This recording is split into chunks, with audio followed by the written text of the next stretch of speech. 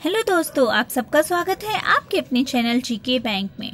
Video शुरू होने से पहले चैनल को लाइक, शेयर और सब्सक्राइब करना बिल्कुल न भूलें। साथ में बेल आइकन पर भी प्रेस करें ताकि आने वाली वीडियो की नोटिफिकेशन आपको मिलती रहे। आज हम MPSC 3 के जेरेमी बेंथम के उपयोगितावादी सिद्धांत के बारे में चर्चा करेंगे। एक इम्पोर्टेंट क्वेश्चन है, एग्जाम में आ सकता है। तो क्वेश्चन की शुरुआत हमेशा भूमिका से करेंगे। तो 19वीं सदी के राजनीतिक चिंतन के इतिहास में इंग्लैंड के प्रसिद्ध विचारक जेरेमी बेंथम प्रसिद्ध हैं। बेंथम के उपयोगितावादी विचारधारा का विशेष महत्व है, इसलिए यह सिद्धांत बेंथम के नाम से अधिक जुड़ा हुआ है। बेंथम उपयोगितावादी विचारधारा के सृजक न होकर वैज्ञानिक व्याख्याता थे।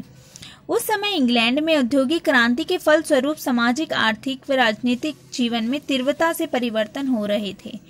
जनसंख्या के साथ नए शहरों का विकास हो रहा था एवं नए सामाजिक वर्ग उभर रहे थे। इससे विधि व्यवस्था में काफी खामियां सामने आ रही थी, जिसकी ओर एक सुधारक के रूप में इन्होंने अपना ध्यान केंद्रित किया और इसी दिशा में राजनीतिक व्यवस्था के अन्य विषयों पर बेंथम ने दृष्टिपात करके कुछ निष्कर्ष निकाले। उनमें उनका दृष्टिकोण उपयोगिता के सिद्धांत से प्रभावित था। बेंथम के अनुसार राज्य के समस्त कार्यों और नीतियों की एकमात्र कसौटी उससे प्राप्त होने वाली उपयोगिता है।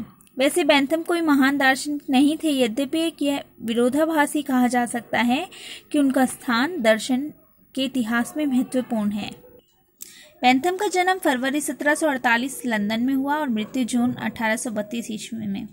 उनकी कुछ प्रमुख विशेषताएं इस प्रकार हैं: शासन पर कुछ विचार, the discourses on civil and penal legislation, a theory of punishment and rewards etcetera. Jeremy Bentham का उपयोगितावादी सिद्धांत। बेंथम के शब्दों में उपयोगितावाद का एक अमूर्त संज्ञा है। इसका अभिप्राय किसी विषय वस्तु के उस गुण या प्रकृति से है जो किसी बुराई का निवारण करती है और हमें भलाई प्रदान करती है। बुराई का अर्थ है दुख अथवा दुख का कारण, भलाई का अर्थ है आनंद अथवा आनंद का कारण। बेंथम के अनुसार मनुष्य का एकमात्र लक्ष्य आनंद की प्राप्ति और दुख का निवारण है। इसलिए जिस कार्य से मनुष्य को सुख की प्राप्ति होती है वही कार्य उपयोगी और उचित है। जिस कार्य से उसे दुख की प्राप्ति होती है वह अनुपयोगी तथा अनुचित होता है। इसलिए कोई भी कार्य अपने आप में भला बुरा नहीं होता, उपयोगिता के आधार पर वह भला बुरा हो सकता है। इसके अनुसार उपयोगिता का मापदंड यह है कि वह कोई भी कार्य मतलब कहाँ तक आपके दुखों को कम करता है। बेंथम की उपयोगिता की एक बड़ी विशेषता यह है कि उसके अनुसार सुख और दुखों में केवल मात्रात्मक अंतर होता है, गुणात्मक नहीं। यदि एक कार्य से सुख की मात्रा अत्यधिक उत्पन्न होती है तो वह अच्छा कार्य है, लेकिन दुख की मात्रा अत्यधिक उत्पन्न हो तो बुरा। बेंथम के उपयोगितावाद का महत्वपूर्ण तथ्य यह है कि उसका संबंध परिणामों से है, नियत से नहीं। बेंथम के अनुसार किसी कार्य के अच्छा या बुरा परिणामों के आधार पर ही कहा जा सकता है किसी कार्य को। तो बेंथम का उपयोगितावाद यह भी स्पष्ट करता है कि किससे आनंद को पाने का प्रयास किया जाए। यहाँ बेंथम 4 उत्तर देते हैं। वे कहते हैं कि मनुष्य का उद्देश्य केवल व्यक्तिगत आनंद प्राप्त करना होता है और इस कारण प्रत्येक व्यक्ति अपने दुख और आनंद के लिए ही प्रयास करता है।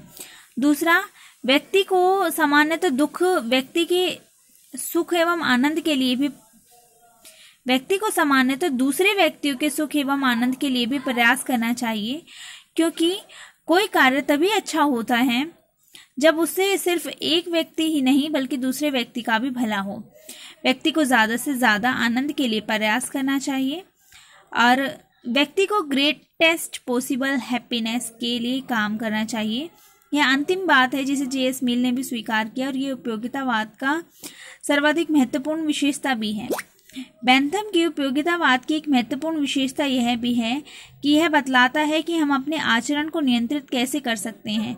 इसके लिए जानना आवश्यक है कि कौन सा कार्य उचित है और कौन सा उत्तम।